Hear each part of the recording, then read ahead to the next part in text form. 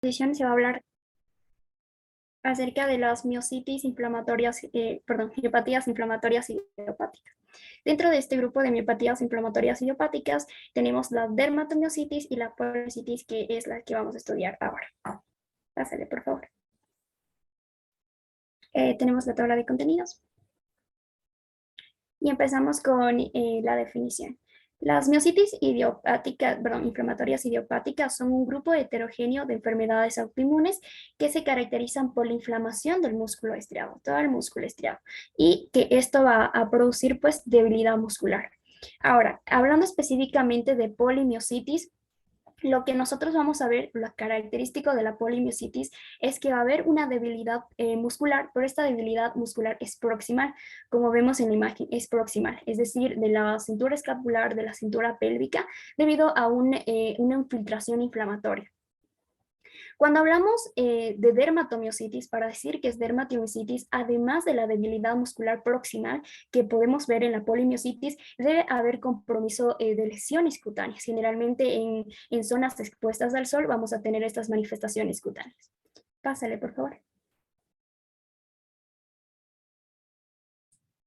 Ya, dentro de la epidemiología hay que mencionar que este grupo, bueno, las que vamos a estudiar, en general van a pertenecer a las miopatías inflamatorias, pero van a ser poco frecuentes. La incidencia es casi de 1 al 1.000.000 de habitantes y pues van a estar asociadas a lo que serían enfermedades autoinmunes del tejido conjuntivo o neoplasias malignas. Bien, en este cuadro únicamente es para que puedan observar la incidencia que prácticamente se ha llevado en base a estudios y pueden ver que no supera, no es tanto de acuerdo a los años que han sido el estudio, obviamente. Entonces, en cuanto a la polimiositis, para ya entrar al aspecto de epidemiología, pues la edad se presentan en adultos mayores a 18 años, mientras que la dermatomiositis va a tener dos picos. Entonces, el primer pico va a ser entre los 5 a 15 años y el segundo entre los 45 a 65 años. En cuanto al sexo, hay un predominio de las mujeres sobre los hombres y la relación es de 10 a 1. Y en cuanto a las características, pues prácticamente, como les dije, ambos son raros, pero entre ambos la polimiositis es mucho más infrecuente, perdón, y pues puede ser sobrediagnosticada con una miopatía de cuerpos de inclusión o también una miopatía nemalínica. Entonces puede también, como les dije, es de menor incidencia, pero con respecto a neoplasias, sí pueden estar relacionadas a algún tipo de neoplasia, mientras que la dermatomiositis en niños va a ser un trastorno aislado y en adultos puede estar a su vez relacionada con una neoplasia. Sí.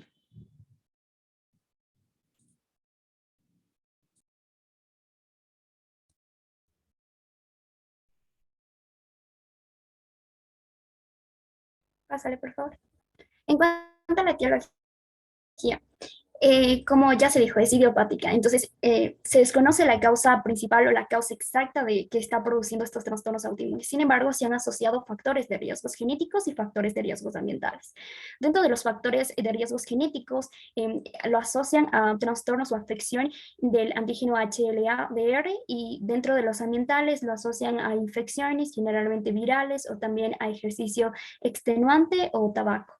Ya, hay que conocer, bueno, esto se va a explicar más en la fisiopatología, pero en estos trastornos autoinmunes, en la polimiositis, va a haber mayor infiltrado de linfocitos TCD8, mientras que en la dermatomiositis es más una respuesta del complemento y también hay respuesta de los linfocitos, y aquí es más predominante los CD4.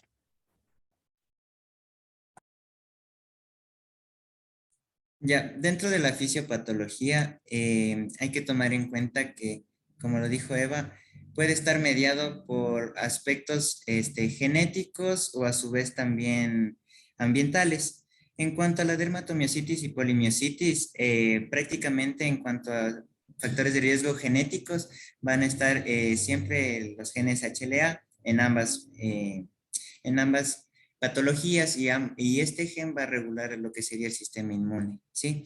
En cuanto a factores ambientales, lo que vamos a tener es dividiendo tanto en agentes infecciosos y no infecciosos. En infecciosos, pues en base a estudios, pues se ha determinado que infecciones gastrointestinales y también respiratorias pueden generar o desencadenar lo que sería estos procesos inmunológicos y desarrollarlo tanto polimiositis y dermatomiositis. En cuanto a aspectos no infecciosos, en cambio, como lo dijo Eva, el tabaco y el esfuerzo físico están directamente asociados con estas dos patologías. Y como les dije, pueden haber tanto un proceso inmunológico o a su vez no inmunológico y desarrollar tanto polimiositis y dermatomiositis.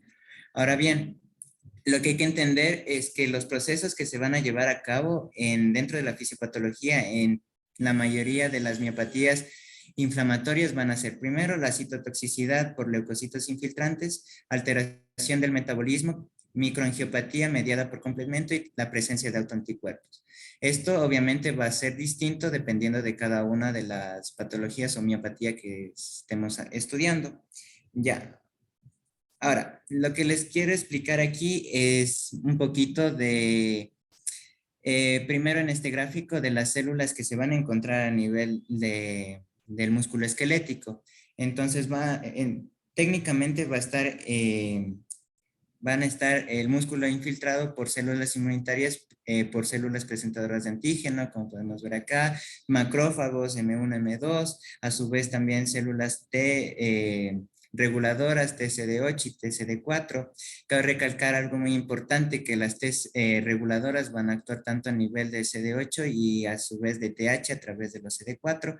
Y en este caso, los linfocitos TH pueden unir y activar a los linfocitos B. ¿Para qué? Para que generar lo que sería anticuerpos y también los autoanticuerpos específicos en estas miopatías. Ahora bien, esto es en general lo que se encuentra a nivel del músculo esquelético y obviamente van a intervenir en los mecanismos fisiopatológicos tanto de polimiositis y dermatomiositis, pero hay dos formas en las que se puede desencadenar un proceso inflamatorio a nivel del músculo.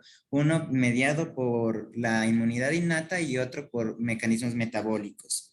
En cuanto a la inmunidad innata, pues va a estar principalmente por la unión, digamos, de citoquinas, en este caso el factor de necrosis tumoral. También tenemos lo que sería, en este caso, el ligando inductor de apoptosis relacionado con el factor de necrosis tumoral y también obviamente los patrones moleculares asociados al daño, los cuales al unirse con el receptor a nivel de lo que sería la membrana del músculo esquelético, lo que van a generar es la activación de vías de señalización, en este caso la del factor nuclear kappa beta. Estas a su vez van a ingresar al núcleo y lo que van a generar es un proceso de transcripción y generarán nuevas citoquinas proinflamatorias y quimiosinas.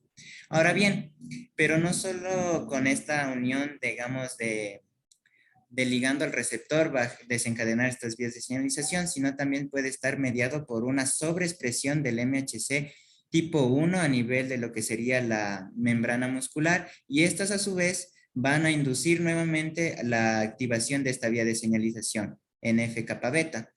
Pero también lo que van a generar es un estrés a nivel del retículo endoplásmico, lo cual va a ser, digamos, empeorado por este otro proceso, que es lo que les había mencionado del ligando inductor de apoptosis asociado al factor de necrosis tumoral, que lo que va a generar es la inducción de un proteosoma y también de autofagia.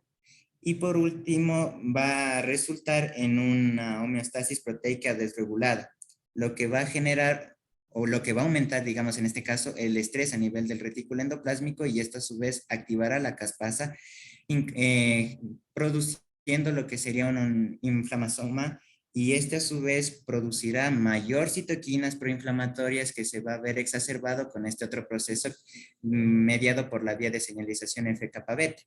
Entonces, ahí se desencadena un proceso inflamatorio interviniendo los dos mecanismos. Y este otro de acá de la derecha es también la señalización a través, en cambio, de receptores de citoquinas. Por ejemplo, receptores de interleucina tipo 1, ¿sí? Lo cual va a generar una disfunción en el metabolismo mitocondrial, ¿sí? y puede generar lo que sería producción de especies reactivas de oxígeno o a su vez también incremento de óxido nítrico, y esto va a tener o conducir un déficit de lo que serían las vías metabólicas generadoras de energía.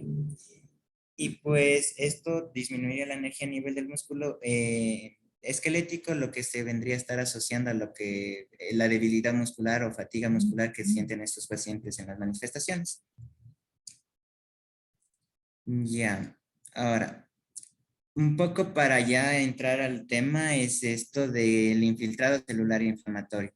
Ya se ha venido hablando un poquito de esto, que la dermatomiositis en específico va a tener un infiltrado de linfocitos TCD4, pero a nivel del perimicio y perivascular, característicamente. En este caso, para el otro diagnóstico que sería la polimiositis, va a ser a nivel del endomicio el infiltrado celular, y va a ser característico por linfocitos TCD8 y macrófagos, pero también se puede dar tanto la presencia de linfocitos TCD4 y células dendríticas. Ya, bien. Ahora, para entrar a la fisiopatología de cada uno, hay que tomar en cuenta que la dermatomiositis es a nivel del perinicio, sí, es a nivel, digamos, más externo, no interno, de la fibra muscular. Entonces, lo que vamos aquí ver es que va a haber un depósito del complejo de ataque de membrana, pero se va a desembocar principalmente debido a la activación del componente 3 del complemento, como vemos aquí a nivel del lumen, ¿sí? Y este a su vez lo que va a activar es a la formación de C3b y también del complejo de ataque de membrana. Ahora bien, en el complejo de ataque de membrana, lo que va a permitir a nivel de la pared de los capilares endomiciales es la destrucción principalmente de los capilares, va a generar isquemia o microinfartos, y obviamente estos van a ser más característicos a nivel de la periferia de los fascículos, ¿sí? Y va a empezar a generar lo que sería la atrofia a nivel de perifascicular, ¿sí? Ahora bien, las citoquinas, en este caso liberadas por el complemento, van a inducir, como pueden ver, a la activación de células T, tanto CD4, también macrófagos, a su vez también las células T van a activar a las células B y también a células dendríticas. Ya, y esto lo que va a generar es un aumento en la expresión tanto de el BCAM, que vendría a ser la molécula de adhesión en células vasculares, y también el ICAM, que es la adhesión intercelular, a nivel de la pared endotelial. Y obviamente con esta activación de estas moléculas, lo que va a generar es la migración o la facilidad de migración de estas células inmunitarias hacia la fibra muscular. Ya, entonces, después, como les había mencionado, estas células lo que van a generar son la producción de citoquinas y autoanticuerpos, lo cual poco a poco van a empezar a desencadenar un proceso de necrosis, obviamente inducido ya sea por más que todo inducida en este caso la dermatomiositis por un aumento de estas citoquinas proinflamatorias y autoanticuerpos. Eso es en cuanto a la fisiopatología de dermatomiositis. Ahora, lo que podemos observar en una biopsia es lo siguiente. Aquí en este gráfico, prácticamente, aquí tenemos a la fibra muscular, aquí los vasos perifasciculares, y podemos ver que los linfocitos TCD4 se ubican alrededor de lo que serían estos vasos, y obviamente van a generar la destrucción de estos, va a haber una destrucción del endotelio y el paso de estas células hacia las fibras musculares, pero como pueden ver es únicamente, digamos, no interiorizan tanto a la fibra muscular, sino más se mantienen a nivel perifascicular. Y eso es lo característico que podemos observar aquí, que este infiltrado de TCD4 va a ser a nivel perifascicular, no a nivel del endomicio, no a nivel interno. ¿Sí? Ya. Esa es la característica de la dermatomiositis. Ahora, vamos a ver de la polimiositis. En cuanto a la polimiositis, va a estar mediado más que todo por células T, pero TCD8, y también por las cuales se van a unir al antígeno MHC tipo 1. Ya. Ahora, ¿cómo va a ocurrir este proceso? Pues prácticamente, como les dije, puede estar inducido por factores ambientales, por factores genéticos, y van a desarrollar una respuesta inmunológica. Va a ser el proceso, la presentación del antígeno a las células T que van a estar cercanas, en este caso a la fibra muscular, y obviamente van a expresar nuevamente BCAM y CAM, van a generar obviamente la entrada de estas células a nivel de, del músculo y liberación de las citoquinas. Cabe recalcar que en la polimiositis lo que va a generarse es una sobreexpresión de lo que sería el MHC tipo 1 debido a que las células TCD8 van a ser específicas para esta unión, y obviamente lo que van a generar estas TCD8 a más de esa unión es la liberación de estas perforinas. Y estas perforinas, al ingresar al tejido muscular, lo que van a desencadenar es una necrosis. Y como les había mencionado, las TH17 van a regular tanto el proceso, digamos, de la maduración de los linfocitos T a TCD8, y obviamente va a ayudar a su vez a las células B a generar estos autoanticuerpos. Pero más que todo, digamos, el patrón fisiopatológico de la poliomiositis es la sobreexpresión de estos MHC tipo 1 y la unión de la CD8 a este complejo, y a su vez la liberación de perforina. ¿Ya? Entonces, lo que vamos a observar en una poliomiositis es totalmente distinto a lo que observamos en la dermatomiositis. ¿Por qué? Porque más que todo va a actuar los TCD8, como podemos ver en esta imagen, que son los círculos verdes, y estos van a actuar a nivel del endomisio, porque la perforina lo que va a permitir es el ingreso de estas células a nivel de la fibra muscular y a nivel interno, y lo que va a desencadenar es, obviamente, es procesos de apoptosis y necrosis. Pero como pueden ver, a diferencia del otro, no se va a ubicar a nivel perifascicular, sino más bien a nivel interno, a nivel del endomisio. Esa es la principal característica que se va a observar a nivel de la biopsia.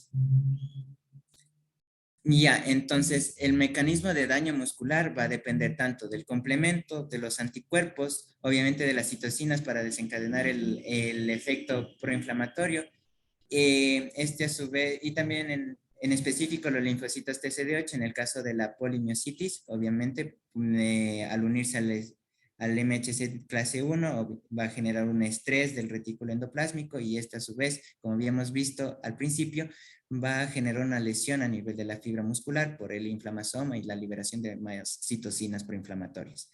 Y en cambio, por este otro lado, pues va a haber una lesión a nivel de la célula endotelial, generará hipoxia y va prácticamente a destruirse el capilar, y esto a su vez disminuye el oxígeno y obviamente va a generar una pérdida de las fibras del músculo esquelético. Ese es en sí el mecanismo de daño muscular que en ambas que puede estar asociado a tanto dermatomiositis como polimiositis. Listo. Entonces, ya conociendo la fisiopatología por este daño que existe a nivel muscular, lo que nosotros vamos a encontrar en la clínica es debilidad muscular, tanto en dermatomiositis como en polimiositis. Esta debilidad muscular siempre tiene que tener presente que va a ser simétrica y va a ser próxima de la cintura escapular o de la cintura pélvica. Eso siempre en estas dos patologías. Además de eso, al momento de la consulta, nosotros vamos a ver las manifestaciones cutáneas. Las manifestaciones cutáneas donde nos permiten hacer la diferencia entre si es dermatomiositis o si es polimiositis. Entonces, ¿cuál es lo característico de la dermatomiositis? Ya se dijo, dermato de piel. Entonces, hay afectación de piel. Entonces, principalmente hay tres signos que ya tenemos una imagen más después, que se presenta por el exantema del heliotropo. O pásale, porfa. Pásale una diapo para allá. Eso. Aquí tenemos la dermatomiositis, a esto me refería, que en la dermatomiositis hay afección en la piel. Entonces ahí tenemos estos signos característicos que siempre a la hora de que ya se hace la consulta, pues hay que tener mucho en cuenta. El exantema de heliotropo, que es esta coloración en los párpados, si alguien lo ven, los párpados como que parecen pintados, ¿no es cierto? Es una coloración de color violácea en ambos párpados, siempre va a ser simétrico, bilateral, Puede estar también acompañado de edema. Ya. Otro de los signos que también se puede manifestar es el signo de Chal. Este signo de Chal es un eritema a nivel de la región cérvico-dorsal, es decir, a nivel del cuello, de los hombros, va a presentarse este eritema. Otro de los signos es el signo en B, que se presenta en el pecho, también es un eritema en signo de B, vemos acá. O sea, generalmente afecta las partes expuestas al sol, ¿no? Ya. En la otra es estas, las pápulas de Gotrón, que son o el signo de Gotrón, que son unas pápulas, unas placas que se forman a nivel de las prominencias óseas. Generalmente lo más común es que se aprecien a nivel de las articulaciones metacarpofalángicas y de las interfalángicas. Estas placas son las que se notan allí. Ya, regrésate, porfa. En cambio, estas manifestaciones, las manifestaciones que se manifestó en la polimiositis no van a estar presentes. Entonces ahí es cuando nosotros ya podemos diferenciar a simple vista o en una consulta ya tener un indicio de por dónde encaminarlos. Además de estas dos manifestaciones fundamentales para el diagnóstico, para diferenciarlos, también existen manifestaciones extramusculares. Dentro de las manifestaciones extramusculares tenemos las afecciones cardíacas. Entonces, ¿por qué va a afectarse las manifestaciones cardíacas? Porque recordemos que el corazón está formado por músculo estriado y esta patología, la infiltración inflamatoria afecta al músculo estriado, ¿cierto? Entonces, es por eso que se va a afectar, va a tener o síntomas la clínica cardíaca. Una de las más comunes es la insuficiencia congestiva, insuficiencia cardíaca congestiva, y también hay alteraciones eléctricas, por ejemplo, es el hemibloqueo anterior izquierdo y el bloqueo de la rama derecha. En patologías mediante ecografía podemos ver una disfunción diastólica ventricular izquierda o un prolapso de la válvula mitral. También va a haber manifestaciones articulares. En un 20% se presenta como en forma de poliarticular simétrico no deformante. Y también va a haber afección o síntomas, manifestaciones a nivel pulmonar, principalmente se dan como una enfermedad pulmonar intersticial, una neumonía por aspiración y una hipoventilación debido al compromiso de la musculatura. Y esta se va a manifestar mediante disnea o tos. También va a haber una afección o manifestaciones gastrointestinales, principalmente por una disfagia alta en un 50%, debido a que es disfagia alta porque recordemos que el músculo del esfínter esofágico inferior es músculo liso. Entonces, como solo afecta al músculo estriado, por eso lo más característico es disfagia alta. Pásale, por favor. Dale un clic, por favor. Bueno, eso es de la debilidad muscular, ¿no? Que está más próximo de la cintura escapular o de la cintura. Y aquí tenemos más manifestaciones. Le puse más imágenes para que se pueda notar mejor. Por ejemplo, aquí tenemos otra imagen del signo de heliotropo, que también puede estar acompañado de edema. Y también vemos aquí la coloración de los párpados. Aquí vemos el signo de chacal también. El eritema que está a nivel de cuello. El signo en B a nivel del pecho, el eritema. Aquí tenemos las pápulas, las articulaciones metacarpofalángicas. Esta es una de las características también del signo de Gotrón, porque va a haber una descamación, como vemos aquí, una descamación de estas placas que se forman. Pásale, por favor.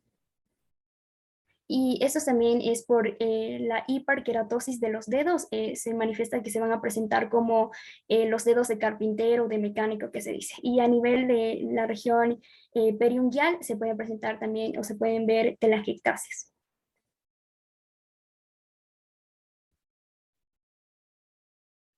Ya, con respecto al diagnóstico, se basa más que todo en los criterios diagnósticos de Bohan y Peter, que como vieron, va a evaluar tanto los compromisos musculares, los resultados o las observaciones en biopsias, la elevación de enzimas musculares, una electromiografía y características dermatológicas para descartar si es una polimiositis, perdón, o a su vez una dermatomiositis. Entonces, más que todo el compromiso muscular en la clínica va a haber una debilidad, como ya lo hemos venido mencionando, muscular a nivel proximal, que va a ser progresiva y simétrica. En cuanto a los resultados de biopsia, lo que se va a ver es más que todo el proceso de necrosis, también los infiltrados de leucocitarios, dependiendo de qué tipo de enfermedad sea, ya sea un infiltrado TSD de linfocitos TSD8 en la polimiositis y el de TSD4 a nivel de lo que sería la dermatomiositis. ¿Sí? A su vez también vamos a tener presencia de elevación de enzimas musculares, particularmente de la creatininfosfoquinasa y también otras enzimas. En cuanto a la electromiografía, pues puede haber una amplitud pequeña, ¿sí? O potenciales de unidades motoras polifásicas de corta duración. Puede también haber fibrilaciones o ondas agudas, las cuales ya más adelante les voy a mostrar un poco a qué se refiere. Y en cuanto a características dermatológicas, obviamente todas las características que habíamos visto anteriormente, el exantema, las pápulas o signos de Gotrón a nivel de las manos, o el exantema eritematoso tanto a nivel de espalda como en cuello o en zona o en signo en V. Y pues si reúne los criterios, estos 4 criterios más el exantema, estaríamos hablando de una dermatomiositis. Si en cambio reúne entre 3 a 4, perdón, entre 4 y sin exantema, pues prácticamente estaríamos hablando de una polimiositis. ¿Sí? Eso es en base a los criterios de Bohan y Peter. Ahora, vamos a ver, obviamente, como les había dicho, la sospecha clínica que ya se lo ha hablado. Prácticamente el paciente lo que va a referir es que no va a poder alzar, yo qué sé, los brazos, va a tener esa debilidad muscular para alzar los brazos, por ejemplo, en actividades cotidianas como el de peinarse o de levantarse de algún asiento. Va a ser subagudo y prácticamente no va a afectar en lo que serían los músculos oculares y puede generar también afección del músculo del cuello, es decir, puede que al paciente se le caiga la cabeza por esa debilidad o puede haber también alteraciones tanto de disfonía o disfagia, ¿sí? Pero obviamente esto se presentan en ambas, pero si hay manifestaciones o compromiso en la piel, estaríamos hablando de una dermatomiositis, ¿ya? Más que todo por el hecho de que o sea, la alteración a nivel de la piel va a anteceder a una alteración muscular y obviamente va a empeorar estos signos o la clínica mediante la exposición del sol. Ahora bien, en cuanto a los exámenes, hay que mencionar que se puede hacer, en este caso, exámenes de la creatinina-fosfoquinasa, que es el más usado tanto para el diagnóstico o a su vez también para medir la actividad de la enfermedad. Cabe recalcar que no se correlaciona con el grado de debilidad muscular. ¿Sí? Entonces, esta se va a encontrar elevada tanto en polimiositis como dermatomiositis activa, pero